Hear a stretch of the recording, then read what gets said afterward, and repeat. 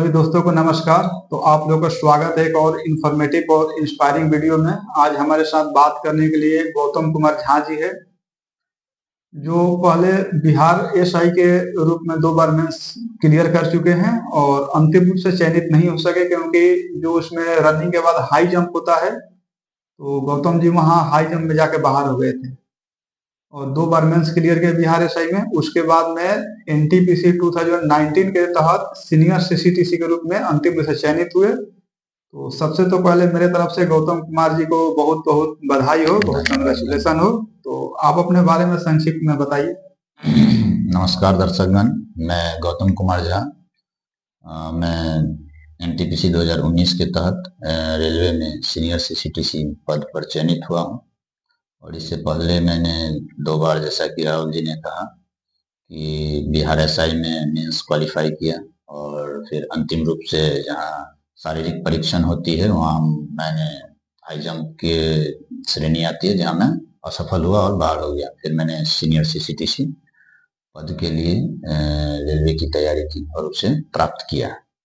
तो आप तैयारी कब स्टार्ट किए, और जब तैयारी स्टार्ट किए तो उस टाइम क्या ये सोच के तैयारी स्टार्ट किए कि हमको रेलवे के करना है या बिहार एसआई के करना है, या पूरा कंबाइन स्टार्ट किए? और इसके साथ साथ ये भी बताइएगा कि क्या कोई कोचिंग क्लास लिए, माने फर्स्ट स्टेप क्या था? जनरल कंपटीशन के फील्ड में उतरे तो आपका फर्स्ट स्टेप क्या था? जब मैंने 2018 के अंतिम समय में, वर्ष के अंतिम समय में तैयारी की शुरुआत की, तो उस वक्त सभी लोग हमारे इधर प्रचलित हैं कुछ इंस्टीट्यूट, उस इंस्टीट्यूट में हमने भी दाखिला लिया। किंतु अभी जो कंपटीशन और प्रतियोगिता का दौर चल रहा है, इसमें सिर्फ इंस्टीट्यूट में पढ़ लेने से आपका सिलेक्शन नहीं होता, उसके लिए आपको सेल्फ स्टडी भी करनी पड़ती है।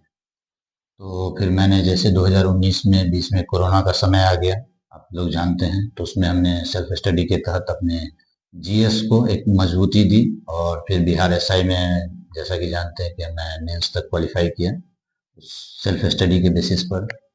और उसके बाद उस तरह से जब आपका एक बार जीएस का कोर्स, आपका सिलेबस कंप्लीट हो जाता है, फिर आप बीपीएससी का दो, पीटी एग्ज़ाम हो या बिहार एसआई का एग्ज़ाम दो, फिर आप रेलवे की एग्ज़ाम दो, हर जगह आपका वो कहीं ना कहीं लाभप्रद होता है वो जीएस। तो वहाँ से मेरा जीएस का बेस बन गया और मेरे अंदर एक कॉन्फिडेंस आ गया कि मैं जीएस में तो कुछ भी हो तो कुछ एक अच्छे मार्क्स में ला सकता हूँ। और साथ ही साथ मैं एसएससी सीजीएल का भी तैयारी कर रहा था उस वक्त, तो वहाँ से भी मेरे मैथ और रीजनिंग के कुछ पार्ट मजबूत हो गए, कुछ हिस्सा वहाँ से मजबूत था और फिर हमने एक प्रॉपर टेस्ट सीरीज के तहत उसको और मजबूती दी और अंतिम रूप से मैं सीनियर सीसीटीसी के पद पर चयनित हुआ। तो आप एकेडमिक आपका कैसा रहा? क्या मैट्रिक इंटर में भी आप स्कूल के टॉपर स्टूडेंट थे या एक एवरेज स्टूडेंट थे? आपका उस टाइम में मतलब कैसा परफॉर्मेंस था? मैं स्कूल के दिनों में तो एवरेज स्टूडेंट ही था, ब्रिलियंट स्टूडेंट था नहीं या टॉपर्स था नहीं। 10th हो या फिर हमारे 12th की शिक्षा हो, हम लोग एवरेज स्टूडेंट थे। और फिर वहाँ से ग्रेजुएशन का बात, वहाँ भी मैं एवरेज ही स्टूडेंट रहा हूँ। अच्छा, आपका मैट्रिक में मीडियम क्या था? मैं मैट्रिक सीबीएसई बोर्ड से पास किया, इंग्लिश मीडियम से था मैं। और फिर इंटर जो है सो मैंने बिहार बोर्ड से किया, साइंस से। तो आपका पढ़ाई का रूटीन कैसे रहता था? आपका टाइम टेबल कैसे रहता था?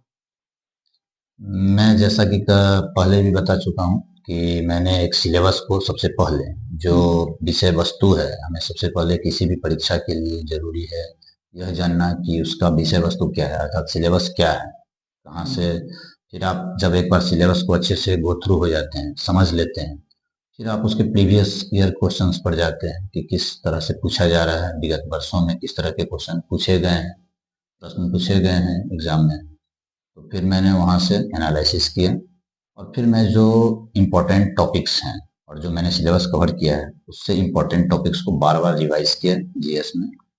और फिर मैथ रीजनिंग में मैंने हर एक चैप्टर पे ज़्यादा फोकस किया। अगर आप रेलवे की बात करें तो यहाँ आपको अरिथमेटिक सेक्शंस ज़्यादा देखने को मिलता है। तो इस तरह से मैंने टेस्ट सीरीज के थ्रू अपने एग्ज़ाम की तैयारी को मजबूती दी। तो आज के समय में देखा जाता है कि बच्चे 5 साल 6 साल तक लगे रहते हैं, उनसे एक सिंगल एग्जाम नहीं क्लियर होता है।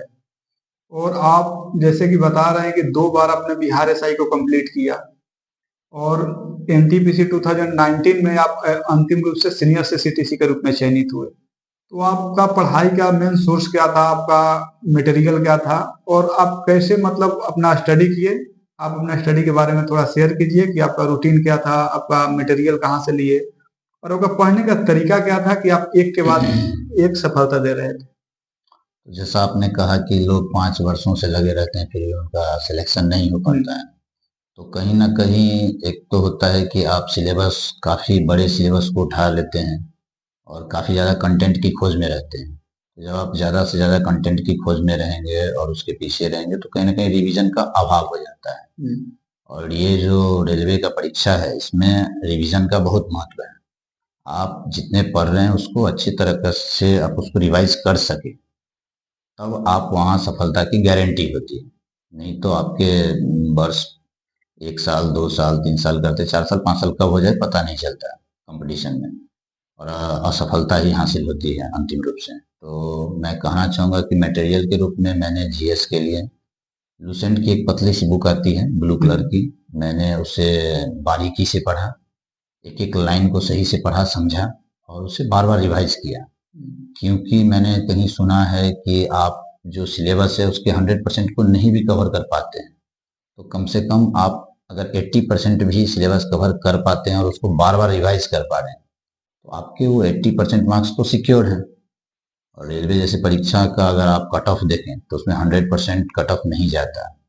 उसमें अगर आपने जिस सब्जेक्ट को पढ़ा है, जो सिलेबस कवर किया, उसे आप अच्छी तरह से रिवाइज कर पाते हैं तो उसमें से ही आपका सिलेक्शन हो जाएगा। जैसा कि कट ऑफ आता रहा है विगत वर्षों में, आप उस आधार पर ले सकते हैं। तो मटेरियल की बात में मैंने अपने को बताया कि जीएस के लिए मैंने लूसेंट जैसे किताब को, छोटी सी किताब को बार बार रिवाइज किया, तो वहाँ से मेरा जीएस मजबूत हो गया। फिर करंट अफेयर के लिए मैंने एक वार्षिकांक आती है, इडूटेरिया की आती है वार्षिकांक, तो मैंने उसे परीक्षा से 2 मास पूर्व एक वार्षिकांक लिया और उसे बार बार रिवाइज किया। उसमें कुछ 50-60 पेज की आती है, उस बुक को मैंने बार बार रिवाइज किया, जिससे मेरे करंट में भी अच्छे मार्क्स थे वहाँ, और वो आप एक अच्छा कॉन्फिडेंस दे गया मेरे लिए। तो ये जीएस का सेक्शन था। और अगर मैं बात करूँ मैथ का, तो मैथ में जो आपके यूट्यूब पे बहुत सारे वीडियो उपलब्ध हैं, तो आप उस यूट्यूब के वीडियो से एक एक चीज़ को पहले समझें, प्रत्येक चैप्टर को चैप्टर वाइज पढ़ें, 1 दिन 2 दिन 3 दिन ले एक चैप्टर का कंप्लीट करें, फिर उस पर आप 200-300 क्वेश्चन लगा लें। इससे क्या होगा कि आपको उस सब्जेक्ट पे, उस चैप्टर पे एक अच्छा कमांड हो जाएगा, आप उस चैप्टर को अच्छा से समझ सकते हैं कि हमने इस पे 300 क्वेश्चन बनाए जो कि अलग अलग तरह के क्वेश्चन थे टाइप वाइज। तो इस तरह से आपका चैप्टर कंप्लीट हो जाएगा। फिर आप इस तरह से 5 चैप्टर कंप्लीट करें, फिर टेस्ट लगाएं, इस तरह से टेस्ट लेकिन लगाते रहें। वीकली टेस्ट शुरू में कम से कम एक बार लगाएं, ताकि आपको ये लगे कि मैंने जो पढ़ा है वो रिवाइज हो रहा है, इम्प्लीमेंट हो रहा है टेस्ट में। तो यहाँ से आपके जीएस में, यहाँ से आपके मैथ्स मजबूत हो जाएंगे। और फिर बात रही रीजनिंग की, रीजनिंग के लिए एक बार आप एक एक वीडियो चैप्टर वाइज यूट्यूब पे से देख सकते हैं, या जिन्हें यूट्यूब के माध्यम से देखने में समस्या है वो एक लूसेंट की ही बुक आती है हरे कलर की, वो आप रीजनिंग लेंगे, उसमें कुछ उदाहरण भी दिए हैं पहले, आप उनको अच्छी तरह से समझेंगे, बनाएंगे, फिर उसके पीछे आपको 200-250 क्वेश्चन उसे तैयार करें चैप्टर वाइज, तो आपके रीजनिंग बहुत ही मजबूत हो जाएंगे। मजबूत नहीं, बहुत मजबूत हो जाएगा। फिर आप जब परीक्षा में बैठेंगे और टेस्ट लगाते रहेंगे, तो परीक्षा में बैठने के बाद आपके अंदर मैथ रीजनिंग को लेके एक अलग कॉन्फिडेंस आ जाएगा और आप वहाँ एक अच्छा मार्क्स ला सकते हैं। इस पूरे प्रिपरेशन की जर्नी में मॉक टेस्ट और रिवीजन का कितना इम्पोर्टेंस है और आप अपने पूरे जर्नी में कितना मॉक टेस्ट लगाए? और एक आम बच्चा जो तैयारी करता है, जो किसी भी वनडे एग्जाम का प्रिपरेशन करता है, उसको मॉक टेस्ट कितना लगाना चाहिए और किस लेवल पर लगाना चाहिए, उसके बारे में थोड़ा हमको बताएं। मॉक टेस्ट काफ़ी ज़रूरी है, क्योंकि जब आप पढ़ते हैं तो हमारे अंदर एक प्रवृत्ति होती है कुछ समय के बाद भूल जाने की, तो हम उन चीज़ों को अगर बनाए रखना चाहते हैं तो मॉक टेस्ट देना ज़रूरी है। शुरू में आप वीकली मॉक टेस्ट दें, जैसे जैसे आपका सिलेबस कंप्लीट होता जाए फिर आप 2 दिन में एक बार मॉक टेस्ट दें, और जब आपका एग्ज़ाम नज़दीक हो, 1 महीना रह जाए, तो आप डेली एक मॉक टेस्ट लगाएं, उसका एनालिसिस करें। और आप मैंने तो उस वक्त जो टेक्स्ट बुक से मॉक टेस्ट सीरीज आती है ऑनलाइन, मैंने उसका वो फॉलो किया, उसे टेस्ट लगाया। फिर उसके जो आंसर आते भी थे उसे भी मैंने एनालिसिस किया, क्योंकि उसमें कुछ की पॉइंट्स होते हैं, कुछ फैक्ट्स होते हैं। जब पूरे प्रिपरेशन के जर्नी में आपने कितना मॉक टेस्ट लगाए होंगे? मैंने अंतिम 2 माह में 50-60 मॉक टेस्ट लगाए थे टेक्स्ट बुक से, जो कि मेरे लिए बहुत ही फायदेमंद रहा और कॉन्फिडेंस भी मेरे अंदर बिल्ड हो गया उसको लेकर। तो रिवीजन के बारे में बताइए, रिवीजन का कितना इम्पोर्टेंस है? आप किस टाइप से रिवीजन करते थे? या वीकली करते थे, मंथली करते थे, या ऐसा था कि कोई जो टॉपिक है या सिलेबस है एक बार खत्म कर लेंगे पूरा सिलेबस, उसके बाद रिवीजन करेंगे? आप किस टाइप से रिवीजन किए? जहाँ तक बात की जाए जीएस की, जहाँ रिवीजन की सबसे ज़्यादा ज़रूरत होती है, मैंने एक टॉपिक को आज पढ़ा। आज आप एग्जाम्पल के लिए ले लीजिए, अगर मैं उत्तरकालीन मुगल पढ़ रहा हूँ, जो आधुनिक भारत जहाँ से शुरू होती है हमारी, तो मैं आज अगर उत्तरकालीन मुगल का फर्स्ट चैप्टर पढ़ रहा हूँ, तो आज मैंने उसे पढ़ा एक एक लाइन। फिर कल मैं क्या करूँगा, नेक्स्ट चैप्टर जो मैं यूरोपियंस का आगमन पढ़ूंगा, तो उससे पहले मैं करूँगा कि ये जो उत्तरकालीन मुगल मैंने कल पढ़ा उसे आज रिवाइज करूँगा, फिर मैं आगे बढ़ूंगा। इस तरह से मैं 2-3 चैप्टर पढ़ता, फिर पीछे से रिवाइज करता चला गया डेली। इससे क्या हुआ कि बहुत ही मुझे रिवीजन का उतना मतलब प्रॉब्लम नहीं हुआ कि आप बार बार उस चीज़ को रिवाइज करो। बट पर डे आप अगर बैक होकर पीछे के जो आपने क्लासेस किए हैं, जो पढ़े हैं आपने, उस पर अगर आप रिवाइज कर पाते तो आप स्ट्रांग हो जाएंगे। आप उस पर फिर अपने दोस्तों के साथ डिस्कशन कीजिए उन चीज़ों को लेके जो आपके साथ पढ़ रहे हैं। तो इससे क्या होगा कि आपके अंदर एक मतलब क्वेश्चन का भी हो गया कि क्वेश्चन आप कितने तरह से बना सकते हैं। क्वेश्चन जो आता है, कभी कभी ऐसा भी हो जाता है राहुल जी कि क्वेश्चन हूबहू वही टकरा जाता है जो क्वेश्चन आपने अपने मित्र के साथ डिस्कशन किए, ऐसा भी देखा गया। तो ये एक अच्छा तरीका है जहाँ आपके क्वेश्चन खुद से भी आपके पढ़ाई रिवाइज हो रहे हैं और दोस्तों के साथ भी रिवीजन हो रहा है। अच्छा, सोशल मीडिया का आपने कैसे यूज किया? बहुत सारे दोस्त होते हैं जो बात करते हैं कि हमने सोशल मीडिया से दूरी बना लिया है, या सोशल मीडिया आज बच्चों को डिस्टर्ब कर रहा है। तो आप सोशल मीडिया मीडिया को कैसे देखते हैं? क्या आप सोशल मीडिया को उपयोग किए अपने पढ़ाई के लिए, या आपका समय का दुरुपयोग हुआ? और आप यूज किए या नहीं किए, इसके बारे में थोड़ा बताइए। सोशल मीडिया अभी के समय में अभिशाप है तो वरदान भी है। अगर आप अभिशाप की बात करें तो आज के जो युवा हैं वो अपना समय इंस्टाग्राम, फेसबुक, इन सब चीज़ों पे व्यस्त करते हैं। किंतु मैं आपको बता दूं, मेरा ना तो फेसबुक पे उतना इंटरेस्ट रहा है और ना इंस्टा पे आईडी, तो मैं इन सब चीज़ों से दूर ही रहा हूँ। और जहाँ तक रहा कि आप सोशल मीडिया का किस तरह से सही इस्तेमाल कर सकते हैं, तो मैंने यूट्यूब से जो मेरे यूज़फुल वीडियोस थे जो मुझे देखने की ज़रूरत थी, उसे मैं डाउनलोड कर लेता था और फिर ऑफलाइन मोड में उसे मैं देखता था। फिर उसे डिलीट करके फिर नया वीडियो डाउनलोड करके मैं देखता था। तो ये मेरा यूज़फुल रहा, क्योंकि ऐसा होता है कि अगर आपके ऑनलाइन आप किसी मटेरियल्स को देख रहे हैं तो भटकाव ज़्यादा है। आज जो सोशल मीडिया है वो भटकाता ज़्यादा है और आप फिर भटक कर उसमें एंगेज हो जाते हैं, तो आप अपने जो मुख्य लक्ष्य है आपके पढ़ाई, उसे आप भूल जाते हैं। तो मैं इसलिए उसका सदुपयोग कर सका कि मैं उसे ऑनलाइन नहीं होकर उसे ऑफलाइन करके देखा। तो और सारे दोस्तों को आप क्या सजेशन दीजिएगा जो बच्चा आरआरबी एनटीपीसी 2024 का उसमें पार्टिसिपेट करने वाले हैं, या बिहार सीजीएल है, बिहार एसआई का वैकेंसी आने वाला है, या रेलवे ग्रुप डी है, तो मतलब आने वाले अपकमिंग एग्जाम के लिए न्यू बच्चों को क्या सजेस्ट कीजिएगा, या वैसे बच्चे जो प्रिपरेशन कर रहे हैं उसके लिए आपका क्या सजेशन रहे? मैं तो कहूँगा कि सबसे पहले आपकी जो विषय वस्तु है सिलेबस, उसे कंप्लीट कर लें और उसे एक सही मोड़ देने के लिए ज़रूरत है कि आप उसे बार बार रिवाइज करें। क्योंकि स्टूडेंट क्या करते हैं कि अपने सिलेबस को इतना बड़ा कर लेते हैं, अपना कंटेंट इतना भारी कर लेते हैं और इतने बड़े कंटेंट के पीछे पड़े रहते हैं कि वो छोटे से कंटेंट को छोड़कर, जिसमें सब कुछ, जैसे मैंने आपको बताया कि लुसेंट की बुक एक छोटी सी बुक है, किंतु उसे अगर आप बार बार रिवाइज करते हैं तो उसमें यूजफुल फैक्ट्स वगैरह दिए गए हैं, जहाँ से निरंतर बिहार एसआई हो, बिहार सीजीएल हो या रेलवे का एग्जाम हो, यहाँ पूछे जा रहे हैं क्वेश्चन।